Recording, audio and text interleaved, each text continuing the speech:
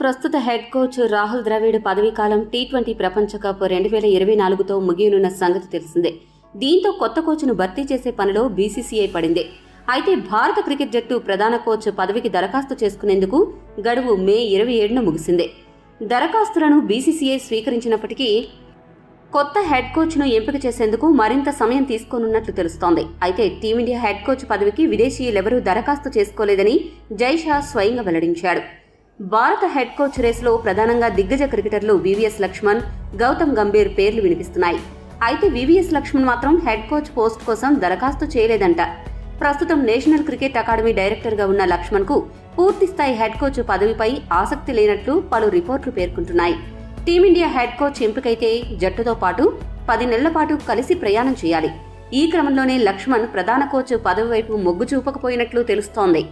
ఇక VVS Laxman head coach బాధ్యతలు చేపట్టేందుకు నిరాకరించడంతో ద్రావిడ్ వారసుడిగా టీమిండియా మాజీ ఓపెనర్ గౌతమ్ గంభీర్ను ఎంపిక చేయాలని బీసీసీఐ భావిస్తోంది. ఇప్పటికే బీసీసీఐ పెద్దలు గంభీర్తో చర్చలు జరిపారు. గంభీర్ ప్రస్తుతం ఐపీఎల్లో కోల్కతా నైట్ రైడర్స్ మెంటర్గా బాధ్యతలు నిర్వర్తిస్తున్నాడు. ఐపీఎల్ 2024లో అతడి నేతృత్వంలోనే కేకేఆర్ ఛాంపియన్స్గా నిలిచింది.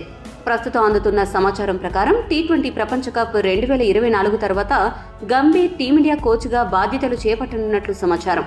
అదే జరిగితే కేకేఆర్ జట్టుకు భారీ ఎదురుదెబ్బ అని చెప్పాలి.